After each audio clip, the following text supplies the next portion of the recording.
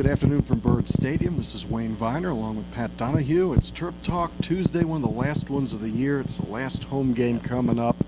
I don't think anybody's got any fond recollections of this season. No, I wouldn't say so. What is it, 2-7 now, or 2-6? It's not a good season for the Terps. It wasn't a great time, but the game was there to be had on Saturday. Even though we lost 24-7, we couldn't get any offense going. Almost at halftime, you said, "Hey, there's a chance here." Yeah, but right before the half, it did look like it had a chance until that pick six right before the half. So, really, it's been like that kind of in these tough games all season. They're able to keep it close to a certain extent, and then one bad thing happens, and it kind of snowballs into a bad loss. Yeah, so. that was a snowball. Yeah, absolutely. Went from a really close game. I was really proud of the defense, as much as proud as you can be as a fan. I mean, we're not out there playing the game, but this team has had a lot of spirit, really stuck in that game for at least a half, and I'm starting to look at that as a victory. And I know it's not about that, but what's your feeling about just hanging around on these games? Yeah, well, I mean, they've been saying, the players and coaches, that is, have been saying all season that they're not into moral victories, and that's, what most players and coaches, what you would expect them to say, and what fans basically want to hear them say, because fans want real victories, and so do athletic departments, and so do boosters, and all that stuff. Well, and so do I. And so do each of us. So, Loxley was saying it. I asked him myself, does the fact that they played the toughest schedule in the entire country, kind of ease some of the pain? And he said basically what I expected him to say. Not really. That they expected a tough schedule when they came into the Big Ten, and that they got it. Yeah, and it's really no excuse for the record, regardless, because they've had, like you said, an opportunity to win most of these games. It's been there. Yep. Now Indiana had a really super tough loss. Did you see the end of that game? I didn't get to catch the end. Oh, I saw the highlights. I didn't get to see it live, but I did get to see that was a heck of a game, like a shootout, overtime game. Not many people were expecting them to hang with Michigan that well, and I was actually surprised that Michigan was able to stick with them points-wise, because when it started to get into a shootout, I kind of expected that to play into Indiana's favor, but and about 3 times I thought it did. I thought Indiana won that game, and they found a way to lose it. So. Lose 48-41 in 2 overtimes. Yep. Jake Rudock had a heck of a game for Michigan. Indiana's schedule is almost in the Big Ten. It's an identical schedule to Maryland. So Indiana and Maryland have this horrifically tough schedule. The other side of the bracket doesn't. Yeah. I know my radio partner Bruce. It sticks in his craw a bit.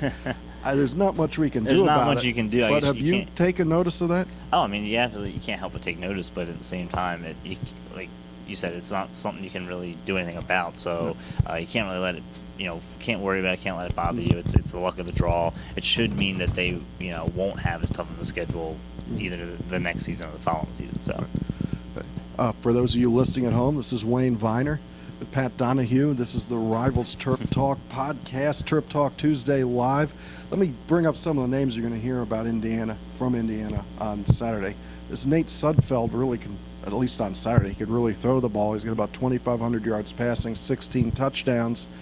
Jordan Howard plays tailback. He's a big guy, and boy, did they feed him the rock against Michigan. Yeah, he's coming off a big game against Michigan, too. Right. Really big game. And the defense, I don't really think they've really been known for the defense. No, especially after last week. I don't think the defense is too much what Maryland's going to be worried about. It's going to be stopping that offense and Sudfeld and Howard. And they got 3 receivers that they spread the ball around to. Right. And the leader of that pack is Ricky Jones. Yeah. But you should see them bring the offense. We'll see what happens on the defense. So when we ended last week's podcast, we talked about the offensive line, and we'd get back to that.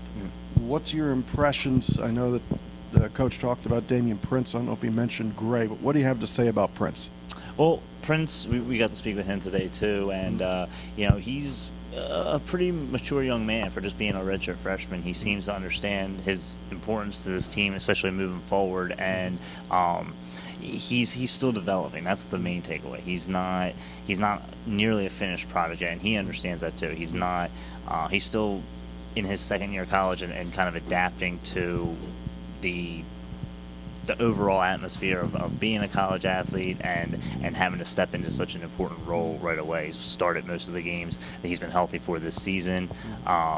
He's picking it up quickly, and we've only seen nothing but improvement out of him. So Right.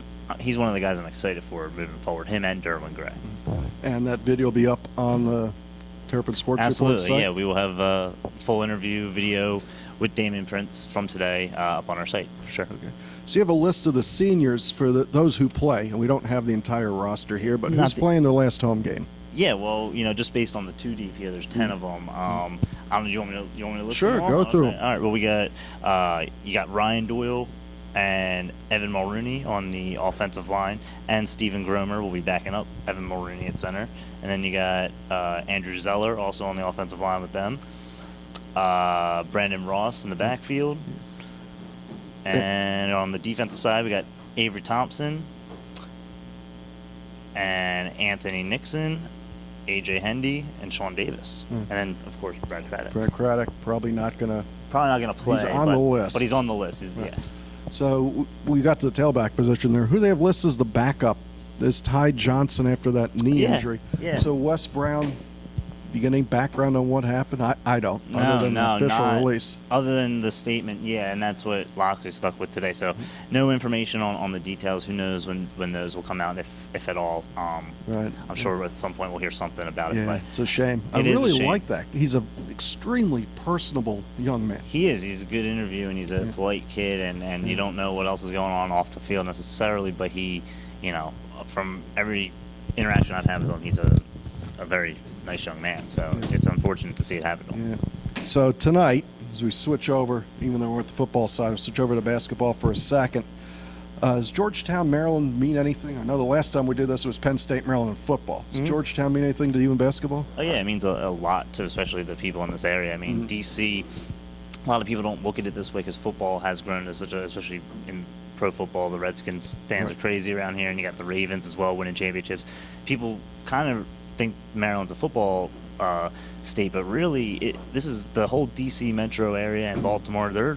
They have a great history of basketball, and this has always been really a basketball school. So that's been the knock against Maryland. It's a basketball school. Anybody that says football. Well, it's a knock for some, and it's a plus for others. And with the team being ranked number 3 this year, obviously the buzz around College Park for that team is incredible. It is. And Georgetown, even though they lost their first game to Radford, to double Radford, overtime. They are a good team. They're a talented roster. They got seniors. They got size. They got out rebounded. Radford had a lot of second chance points. I'm actually looking. Usually in these games, I'm a bit trepidatious.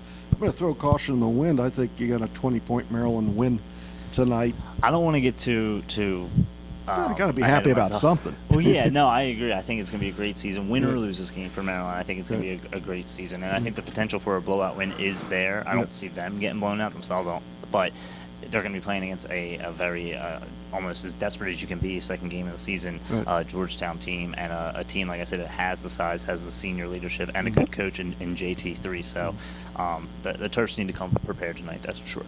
Okay. This Terp Talk video, Terp Talk Tuesday, is brought to you by Meyer Consulting Engineers. We'll play that spot here. Meyer Consulting Engineers. In the past 5 years, our organization has completed over 1,300 projects in the U.S. and abroad, including many structures at the University of Maryland. For structural engineering and materials testing and inspection, call Meyer Consulting Engineers. All right. Well, Pat, thanks for joining in. It's been a good year at Terp Talk Tuesday for us.